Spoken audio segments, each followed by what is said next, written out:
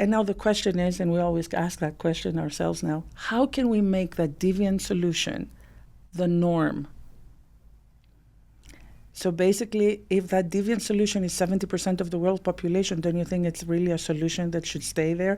And maybe the 30% should actually be resolved into becoming marginalized? So I think many times, and that's where you need entrepreneurs. You need entrepreneurs in policy making. You need entrepreneurs in decision making.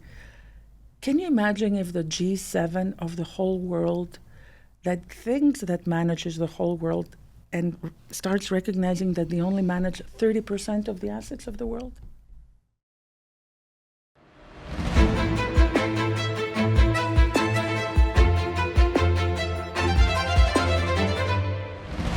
Inconformes, con el Dr. Jorge Díaz Cuervo. This episode was recorded in English. Todd Morley is founder and chairman of Diatoms Inc. and co-founder of Guggenheim Partners, a global investment firm managing over $335 billion in assets. With a deep background in finance, he has served on boards across industries, from Acelen Renewables, where he's pioneering green fuels in Brazil, to leadership roles in insurance ventures like Delaware Life and partnerships with the Nicholas family. Earlier, as CEO of Lynx Holdings, he specialized in mortgage asset management.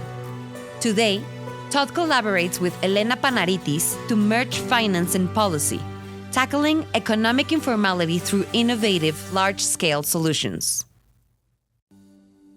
Elena Panaritis is an institutional economist, policy innovator, and entrepreneur leading the global fight against economic informality through her 70% Informals campaign and thoughtforaction.org. A former World Bank and International Monetary Fund expert, she pioneered reality check analysis, already improving more than 30 million lives. Her framework for tackling informality has been adopted worldwide, earning her the 2025 Impact Award through the ESG Committee. During Greece's 210 debt crisis, she advised 4 prime ministers negotiating rescue packages. She's featured on CNN, BBC, Financial Times, and TED Talks. Elena speaks 6 languages fluently and has taught at Stanford, Wharton, Johns Hopkins, and holds degrees from Harvard, INSAAD, and AU Athens.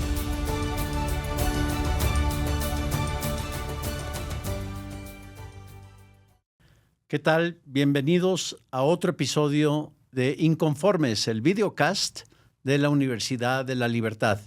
Mi nombre es Roberto Salinas León y tengo el gran gusto hoy de poder entablar una conversación con 2 grandes amigos de casa. Un empresario extraordinario, sensacional, que ha trabajado alrededor de todo el mundo con ideas muy innovadoras, el señor Todd Morley, que estuvo con nosotros incluso el año pasado en una serie de eventos aquí en el campus de la Universidad de la Libertad. Y también una amiga de casa que ya ha trabajado en diversas iniciativas con el grupo, Elena Panaritis.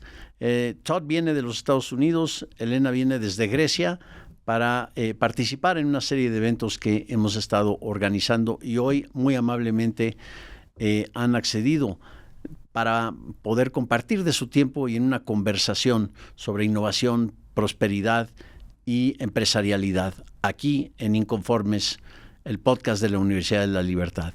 So, thank you very much, Todd, for being here. Elena, thank you for being here. Vamos a hacer esto en Spanglish, con la mayoría en inglés. So we'll get started. This is great that you're here participating in this podcast. And of course, the main theme of the university is entrepreneurship.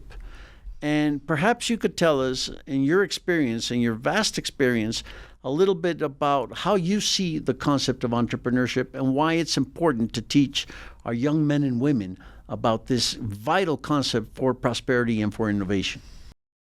I think that entrepreneurs are an important part of the food chain, maybe at the high end of the food chain. I've always been thought that, say, real estate developers were remarkable because they had to be fluent in economics and accounting and legal and permitting and supply chain and economic trends for decades, and so the world is decentralizing. It's a theme that you and I have talked about. People have weapons with them all the time, their iPad, their phone, and so on. They have ways of communicating and transacting around the world, and at some point you have to say, why am I in this institution? Why don't I do something more creative? And some people would think that's risky and maybe scary. For me, I didn't graduate from college. I started a mortgage company. It would be risky for me to work for someone because I wouldn't have control, right? And so I think you just have to think those through. It's not for everybody. Being the entrepreneur, being the boss, when things go wrong, the buck comes to you for sure. But I think people are increasingly understanding that it's fun. The world is moving so fast. So if you're, for instance, even managing a fund, a private equity fund, and you have a thesis, the thesis may be obsolete. In 48 hours. In some ways, you need to be an entrepreneur to manage the zigs and zags. Right. So there's a lot of coping with uncertainty. Yep. And uncertainty management. And one concept that we teach here a great deal is risk. That risk is the heart of entrepreneurship. And yes, you need a particular mindset. And that mindset you were talking about, the real estate entrepreneur, sometimes we say, Elena, with the economist, Frederick Hayek used to say that he or she who knows only economics knows very little economics. You need to learn about politics and about society and about legal and about history and about the entire climate of the world. Beyond this, I want to get back to risk, but beyond this, for the entrepreneur to be able to take risks, for the entrepreneur to be able to innovate and to think about new ideas, to adapt to that speed of change that is so accelerated these days, you need a climate of at least relative certainty or relative stability. That's supposed to be the role of institutions, and we've learned this from Douglas North, from some of your colleagues and friends, the Nobel Prize winners Daron Acemoglu and James Robinson, and you've done a great deal of work on this. How does your work tie into the concept of entrepreneurship? Which is very interesting. And I can add to the response of Todd about why is it important to teach it. It's not for everybody to be an entrepreneur. And the reason why it is important to have a space which is safe for people to engage with others who have the same hunger to develop their ideas, and they are questing for new, if you wish, business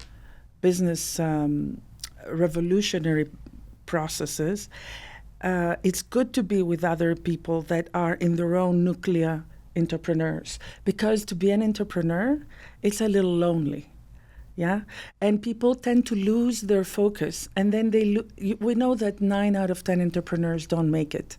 So it's really very noble to see that this university is providing exactly that space and network for people to at least reach out. It's not going to be the guarantee for them to do well and successfully develop their ideas, but at least they don't feel that they're completely alone and completely different elements in the universe. Now, in the work of an economist, as you well said, it's a bit like the extension of Socrates, who said, I keep on growing and I realize how little I know. So as I grow older, I have to keep on learning, right? So, an economist needs to be, the perfect entrepreneur, the perfect historian, the perfect mathematician, the perfect philosopher, the perfect everything. And unfortunately today, the perfect economist is just a very good accountant and mathematician. And I think that is the added value we are bringing, myself and others in the area of institutional economics. We're bringing the concept that you can still not be able to measure trust, but unless you have trust, you cannot have a capitalist state working correctly. You cannot have a market work correctly. And trust is institutions. And that is understood by everybody. I think that's the wisdom of household mothers is sin la confianza, todo lo demás no sirve para nada. Así es. Right? Without trust, everything else is broken. Yeah. Así es. So that is what we learn and what we teach in terms of institutions matter. what really matters is trust. That is the basic and most important institution. Whether then we become a little more developed in the and become more, we can be elaborative and say the institution of language, of justice, of education. But all of them build themselves on trust. And the most important institution of trust is property rights. That is the absolute original and first primal element. And that is what makes an entrepreneur, if one entrepreneur has trust to his ideas, because the state allows him or her to have an IP, to register a patent on their innovation, to start trusting the team that they work with, to be able to get a mortgage of their home and fund their original idea. That's when you actually now have a growing economy. Indeed, we had this conversation when I very first met you about 3 or 4 years ago, Todd, and you were explaining to some other colleagues, but it really struck me. I can finance, which we all think is very difficult, and I think it's very difficult, but you say that's the easy part. If you give me the tools, if you give me the certainty that contracts will be honored, which is born out of property rights, which is born out of trust, then I can tap into the power of the bond market. That's right. Can you explain that a little bit to our audience? Yeah. So let's say new projects in the world usually have two features, but particularly dealing with government: some level of a contract, and almost always the presence of a new technology, whether it's infrastructure, communications, whatever. And so by combining those two things, you have the technology part that's making it more efficient and growing it more quickly. And then you have a bond to a government, a state government, a municipal government, a federal government. And because it's not a government bond, which governments issue to borrow, pay their bills, typically that contract will have a higher yield than the government bond. Right, and so we just compared, would you rather have that or that? And this one is attached to something in the tech world that's making it actually grow as well. And so once you know those things, then it's just a matter of price. And you have a bond that comes out at 100 cents on the dollar, it's par. It may be worth more than par. It may be or less than par, but you'd price it that way. And so it actually becomes a relative commodity. I mean, you need to learn a little bit to get to that point, but that then becomes the easy part. And so is there a tendency, this gets me off topic a bit, but I'll come back. Is there a tendency today in the world, especially on the part of governments that pretend to intervene, to try and mitigate risk by saying, I'm going to take care of you, and so you don't have to worry about risk? And doesn't that actually kill innovation? And entrepreneurship. And entrepreneurship. Yeah, I've never heard a government say that, and I wouldn't believe them if they said it. Me too. So, yeah, I don't, that can't be a factor. I mean, look, if they want to do the right thing and they really want to fix their energy supply, whatever that is, governments waste a lot of time on permitting and so on. So if their intention is to actually fix something and they move quickly, the best they can do really is sort of offer their balance sheet from which you can then create a capital structure to then go fix the problem. Mm-hmm. And that's a very powerful thing. So you mentioned regulation, another area, Elena, that you've worked on. Why has there been so much over-regulation throughout the world? Well, there are two major reasons. You need to untangle the history and peel out the history, and you find out that there is Darwinian theory of evolution of humans also applies to the evolution of communities and countries.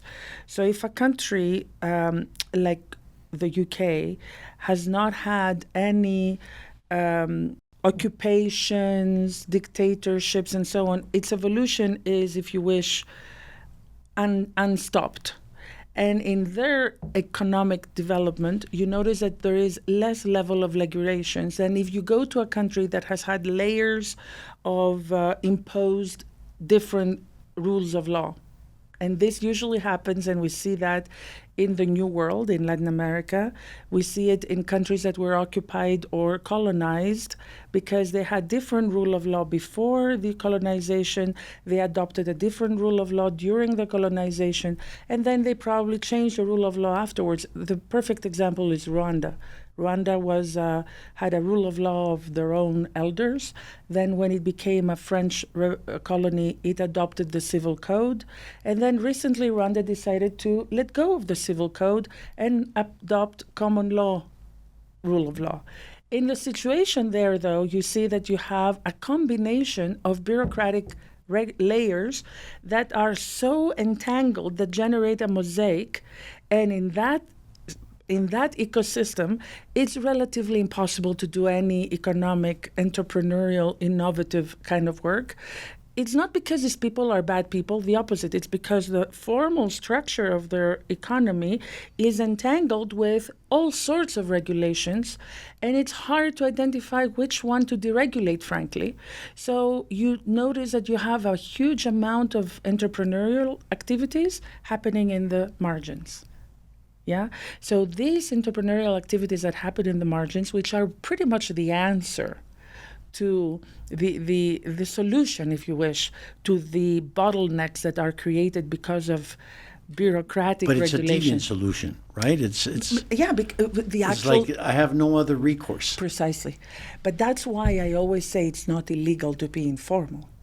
It is actually what I say, which is even more revolutionary, is that the law is illegal. The formal law, the formal regulations, the formal bureaucracy is illegal. Because what is really a law, Roberto? A law is a product. It's the only thing government can produce. It's the only monopoly government cannot outsource. Government can outsource everything. Hospitals, security, police security, even military. But it cannot outsource Congress and the legislative power, right? But if that legislation is not representing the needs of the citizens and of the customers, then you probably, if you were a product and you would be sitting on the shelves of a supermarket, you would never be picked up and purchased. You see? So now we're ending up having a solution which is informality, which is deviant. And now the question is, and we always ask that question ourselves now, how can we make that deviant solution the norm? So basically, if that deviant solution is 70% of the world population, don't you think it's really a solution that should stay there? And maybe the 30% should actually be resolved into becoming marginalized? So I think many times, and that's where you need entrepreneurs. You need entrepreneurs in policy making. You need entrepreneurs in decision making. Can you imagine if the G7 of the whole world, that thinks that manages the whole world, and starts recognizing that they only manage 30% of the assets of the world? Well, that would be a very important recognition. I remember a powerful quasi-politician, actually central banker, Donald Brash from New Zealand. Correct. Was not fond of going up with his formula and the math and whatever. He talked about risk and about risk management approaches to public policy. That you had to be prudent, you had to be humble, and that the rules that you adopted should enable the policymaker to quickly adapt to either positive changes or negative changes. Now, part of what you say, Elena, suggests, and part of what you shared with us, Todd, suggests that, well, there are countries, particularly in Latin America, certainly in Mexico, we've had our experiences with bureaucratic largesse, with a government that pretends to intervene in practically all aspects of life, and with what seems to be, especially in the past few years, a devolution, not an evolution, but Correct. a devolution, an institutional devolution where you see the institutions withering away, and therefore that element of trust that is so important. But you're an enthusiast about emerging markets. So what is it about emerging markets, and despite the setbacks in the institution of trust, that would allow an entrepreneurial drive to try and capitalize on opportunities there? So when things get turbulent in other countries, and we've been active in Latin America,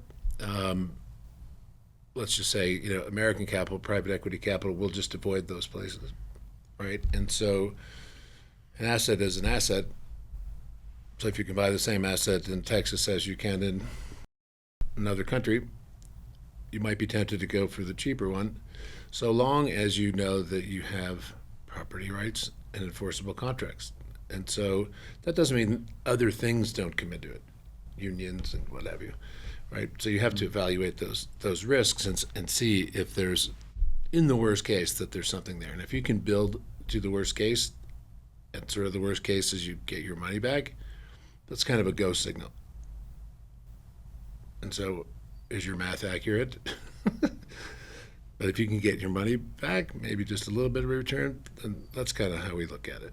But, you know, we like the concept of hope is not a strategy. So you can't just hope it's going to work out, because it probably won't. As we say, hope is not a business proposition. It's not a business The proposition. same way I say INGs, gerundiums are not business either you do it or you don't. Yeah. But, you know, as new regulations come, I was thinking in horror about, you know, the potential Kamala Harris presidency, and they had already done so much damage to the balance sheet, to the psyche of America, and so on. And so, but savvy people can see that they're creating amazing opportunities. And so I used to say this to my kids and others. I'm like, half of me can encourage them to go do silly things because you can do better. But with my humanitarian hat on, I didn't want that to happen to people who don't see that opportunity. Yeah. You know, and so one characteristic, back to your early questions about entrepreneurs, is that, you know, hopefully legally, they find the straightest line between point A and point B to get something done, right? And if bureaucracy does this, clever entrepreneurs usually figure out how to fit inside a transaction. Well, that's certainly something that could be added to the whole debate, because even despite this wave of overregulation that we've had, we now seem to be riding a wave of a frenzy about deregulation, the motosierra of Javier Milei and of course what Elon Musk is trying to do. Let me tie that into one crucial element of trust that occurred in Mexico and North America, which was the advent of the North American Free Trade Agreement. For us in Mexico, and I think this point escapes many commentators in the U.S. and Canada and throughout the world, for us in Mexico, what was absolutely critical about first NAFTA and then USMCA is that it somehow imposed a straitjacket. Some called it the golden straitjacket, erroneously. But perhaps it is a bronze or a silver straitjacket, wherein you could not change the rules of the game at the regional level as easily as, let's say, the Mexican Constitution, which has suffered over 75 changes in the past year, just in the past year. The United States, in over 200 years, has been 25 changes, 25 modifications, almost 250 years. And this tends to happen in Latin America, and that's part of the layers of rule of law that keep on building, and the institutional morass that you inherit. So this was a great leap forward in saying, okay, we're going to tie our hands and we're going to obey the regional rules of the game, and that led to a unprecedented wave of new investment flows and a transformation of the Mexican economy into a commodity-based economy, which was oil basically, into a tremendously diversified external sector, where manufacturing is now the name of the game. So Sonora, Chihuahua, these northern regions that were basically primary agricultural economies, all of a sudden have become world-class centers of competitiveness in manufacturing. But Mr. Trump right now, weaponizing tariffs for geopolitical and for other reasons, has somehow, for us, destroyed the basis of trust that was the hallmark of the North American economy.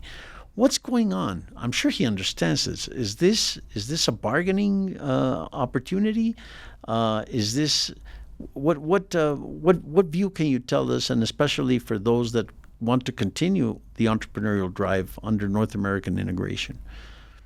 I mean, one thing about President Trump is, as they say, it ain't over till it's over, you know, and he's a hell of a card player, and when he needs to get people's attention, he can be pretty outrageous. So, where it ends is really what it's all about. And so, But we don't seem to know where it's going to end. yeah, but I think what his real goal is to have harmony between Canada, the United States, and Mexico, and that those three harmoniously would be super powerful to compete against China. Well, That perhaps is the new Bretton Woods concept. that would be fascinating. I mean, there's some institutions, Baker Institute at Rice University, and especially the Bush Institute with the late great George Shultz talked about the incredible opportunity of a North American integrated market, and especially in energy. If we had an integrated energy region, you could export all energy for the next 100 years just with that potential supply. And so that type of vision really encouraged some of us.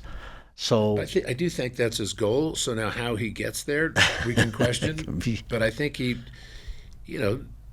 when I raised capital for things all the time, and I always say to my team, go to the Middle East and the sovereign wealth funds, and you come downstairs, and there are like 50 other guys waiting to go in and ask for money. Seriously, like even in August, it's 120 degrees, and it's just like Goldman Sachs. Everybody's lined up, go in there and pitch their wares. The guy who goes in and slams the table and is ready to self-immolate, saying, "This is so cheap," that guy gets the capital, right? And so there's a bit of Trump that does that. It's just like, fire in the building. And he gets everybody's attention. He completely takes down the news cycle. The left goes crazy. He gets all this attention and softens up the moment. the art of the deal. It's the art of the deal. I mean, he's really a master. I think he has a point. We're dealing, I think in the Trump era, we're not dealing with pure economic models, but we're dealing with a new ecosystem that we need to also accept the fact that even before Trump, we did not deal with pure economic models. We were dealing with waves, people negotiating their way through. So he's trying to do, the way I see it from the outside, he's trying to create a new economic ecosystem, and he wants to have America be respected. And he's trying to figure out how to get there. And I don't know how he's going to get there, but I think I agree with Todd. He's trying to figure out that way. I mean, there is a part of American industry, also technology industry, that has been building a lot of its parts and its final products abroad, and then is selling them as if they were produced in the U.S. Yeah, and that is not useful for the pricing, the share value of these specific companies. So the whole economic stock market of the U.S. is not doing that well if, you take an iPhone of which is 100% built in China, and you don't incorporate that price in the final price in the end. Mm-hmm. So you kind of incentivize people to produce something with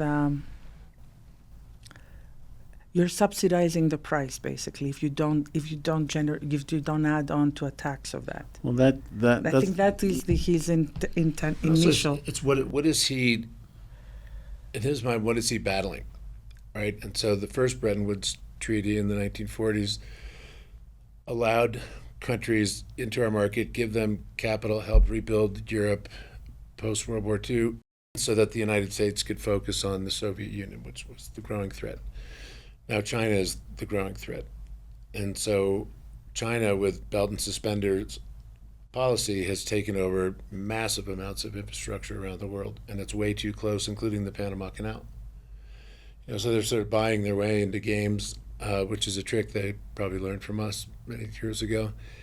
So fortifying and getting those partners, including Greenland, is, I think, really what he's up to, and so that would repel the Chinese back in a material way. As far as entrepreneurship is concerned, economic growth and economic policy, which partly ties back into NAFTA, but one of the most fascinating phenomena that we've seen of late is the development of new technologies and how these new technologies can help can help that cause to make North America to consolidate North America as the most competitive region in the world, including Mexico. And you've done some fascinating work in decentralized technologies, particularly finance. What is the coolest new thing that you see out there?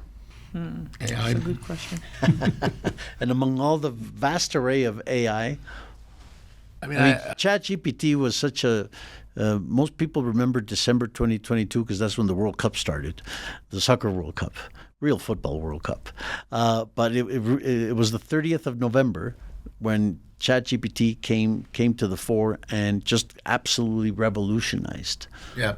And many people are scared that there's going to be tremendous job losses. But what panorama do you see? We're still in baby steps with AI. Yeah, I mean, I've already graduated from ChatGPT to Elon's, which is Grok 3. It's the third version of Grok. And, he's building his own data centers in record time. And so I think it's faster. It seems to be far less biased because ChatGPT and Google's, had a left bias, right? It's first pictures of our founding fathers and so on. It's kind of creepy. So I think it's more of a tool than a threat. And, I always thought, the notion that the government could regulate this is sort of silly. The government isn't quite smart enough to regulate it. But I think that AI systems can start to regulate each other. And in a way, that's sort of what Bitcoin does, right? You clear a transaction, all the computers in that system verify the transaction or not, validate smart contracts. But that clearly is the number one, new thing. But there are other areas like energy. As you know, I'm sadly departing to work on something that could completely revolutionize energy and the cost of energy, the availability of it. I mean, just really would just be earth-shattering. So that's more the focus of our business, of those new technologies. And they are coming, and they are coming quickly. So you see them. There will be new revolutionary innovations that come to the fore, whether it's energy or whether it's finance or whether it's banking. Water making. The notion that 100% of the world doesn't have clean water is insane. Insane. So that can be fixed. And it's associated with informality as well. And then erosion of lands is it's also associated with lack of property rights. You see, if you don't have, we all tend to have these philosophical questions on the 30%, and they're questions of the elite, I call them. The philosophy of capitalism, the fights of the left and the right, and then 70% of the world is informal. What is a percentage of people that do not have access to clean water? About close to 1.8 billion people do not have birth certificates at all.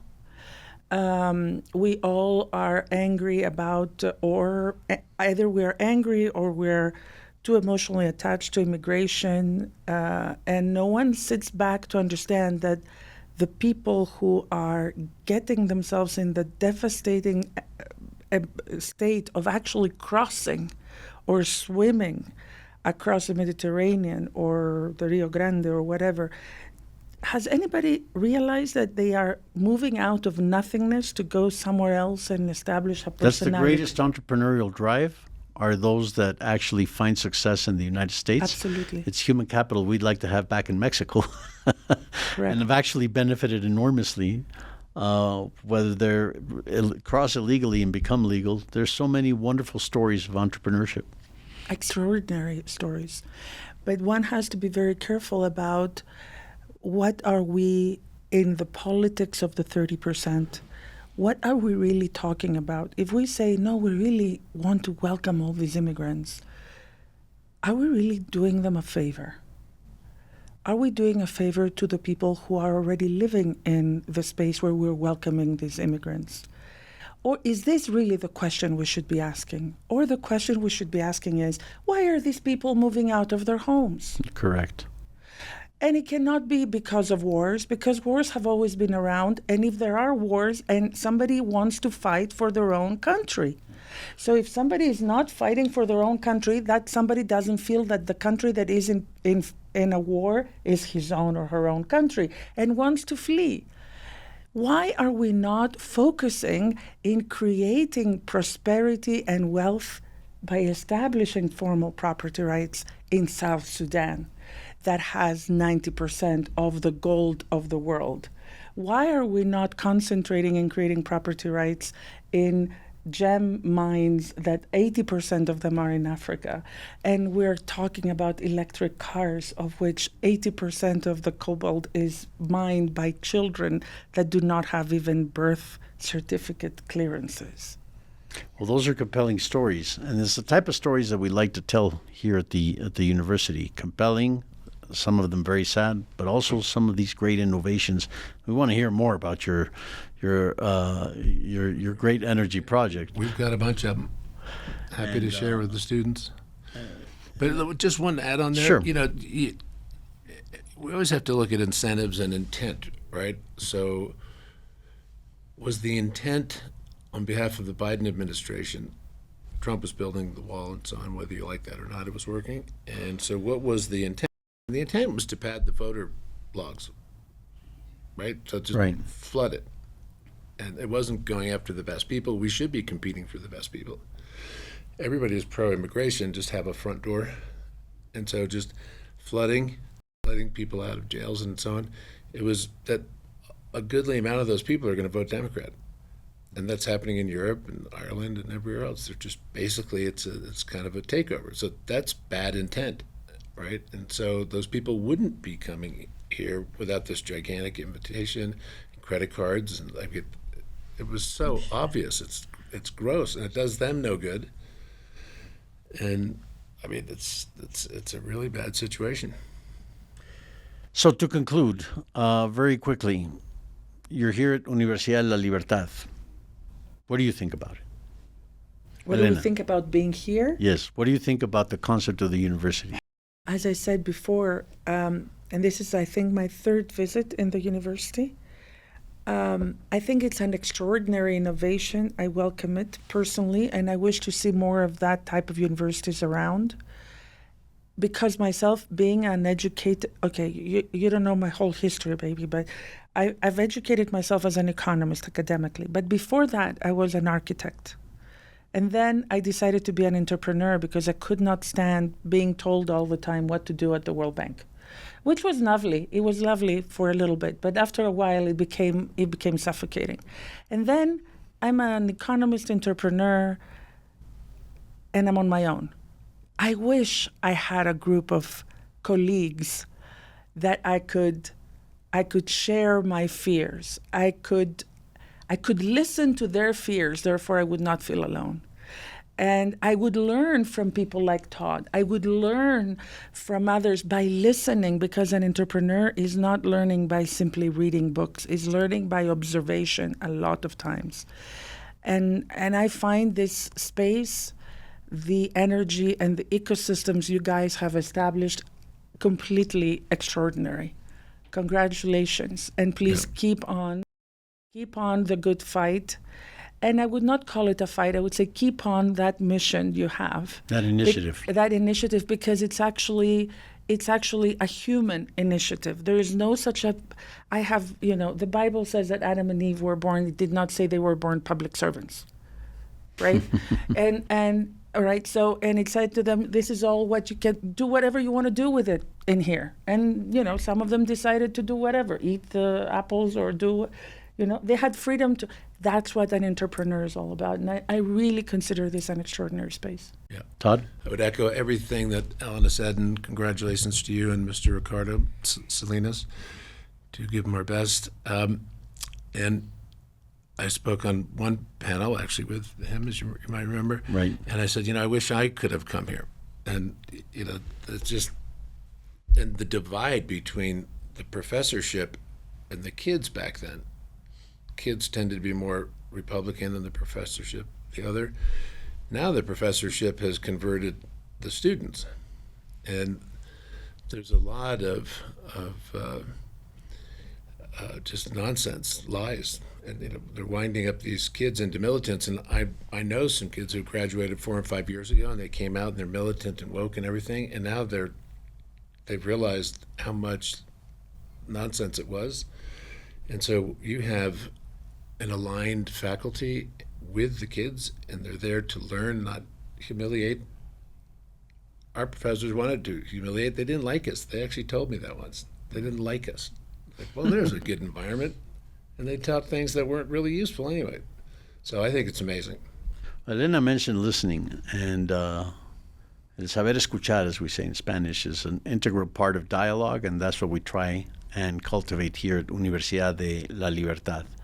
Así que aquí tienen dos grandes inconformes, un gran empresario, Todd Morley, una gran pensadora, Elena Panaritis, con mentes inconformes que se atreven a arriesgar, se atreven a innovar y se atreven a pensar, justo como lo hacemos aquí en la Universidad de la Libertad. Muchas gracias, yo soy Roberto Salinas León. Muchas gracias, Todd. Muchas gracias, Elena. Muchas gracias Thank a you. ustedes. Thank you. Thank you, everybody. Inconformes es producido en la Universidad de la Libertad.